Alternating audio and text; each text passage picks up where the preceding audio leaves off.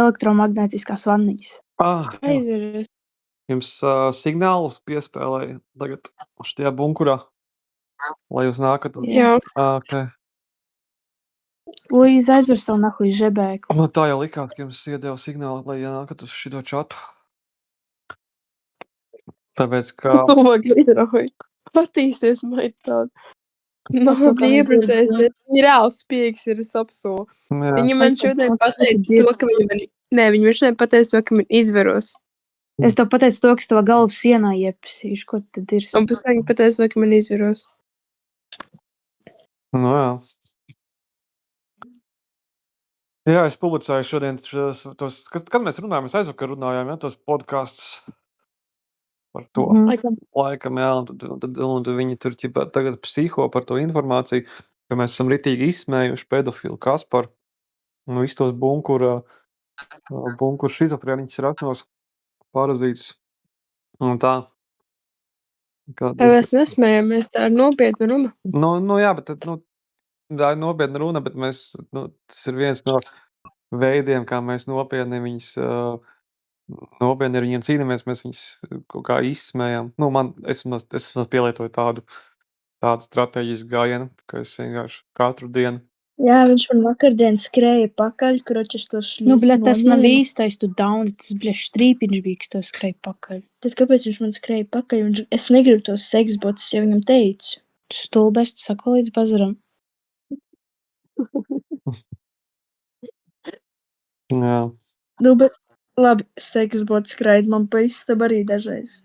Es jau neko nesaku, es jau negribu, lai man tā kā izvaro uz vietas. Tu domā tās silikona lellītes? Nu, nē, viņi kruči vibra un saka, seks.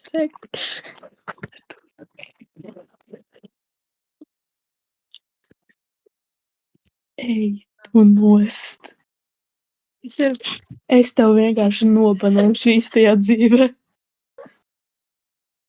Vienkārši ziņas pārāk smieklīgi. Es tajā bunkurā jūs izgaidu, jūs man seks.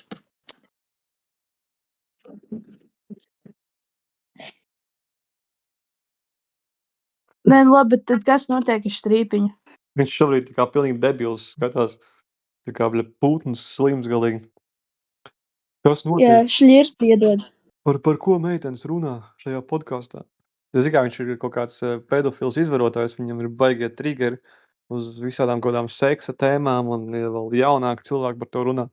Viņš ir ļoti viegli ievainojams. Man liekas, ja viņam tas ir triggers, mums būtu jārunā par to vairāk. Nu, tā kā tiešām kārtīgāk jārunā par seksbotiem. Viņš skatās šo podcastu? Viņš manā pieslēgumā, viņš man noklausās. Viņš zina, tā kā kaut kādiem šitiem slepenējiem, tā saucamiem slepenējiem, ir šitie pieslēgumi, un man bunkurā ir pieslēgušies vairāk kaut kādi imbecīļi, kaut kādi visādi urodi.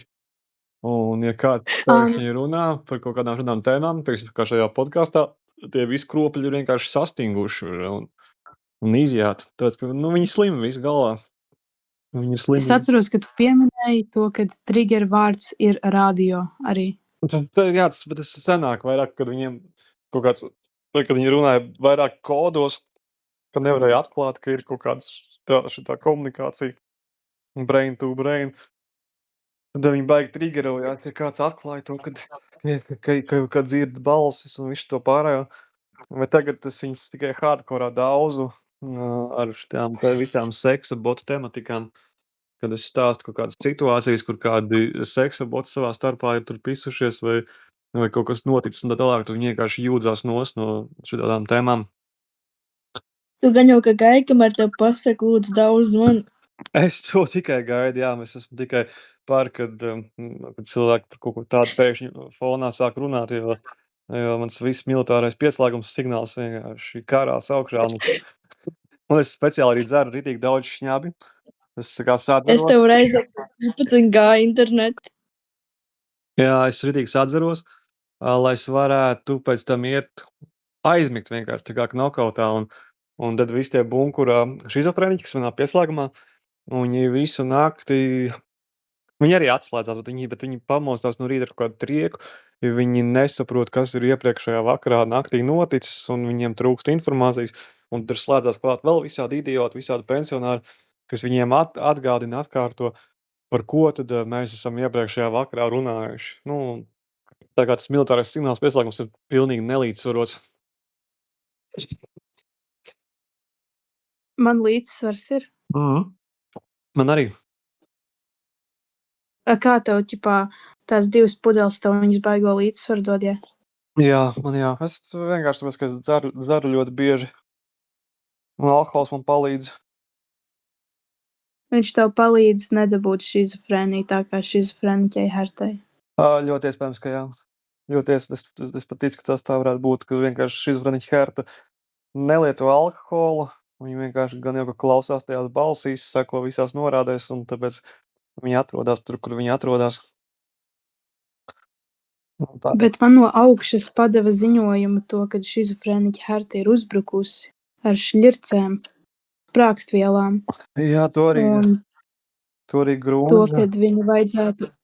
kad viņu vajadzētu bunkurā noslēgt. Tā kā, tas tiešām jau par traku paliek. Jā, tur visi traki, kas tajā bunkurā dzīvo. Kaspars vienīgais, kā tāds princis izolatorā, ķipa slepenais aģents, tāds neaizskaramais. Visādi resnie kropļi nāk tur Kasparu atbalstīt.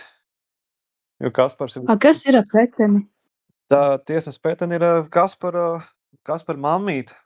Un tāpēc arī tie visi tie imbecīļi lien dirsā Kasparam, jo tas ir, jo tiem imbecīliem tā tiesas peteni ir viņa priekšniec. Un ja viņi sūtīs dirst savu priekšniec, viņiem nemaksās algu, viņiem nebūs par ko dzīvot. Kā Štrīpiņš saka, man ir meita, ja?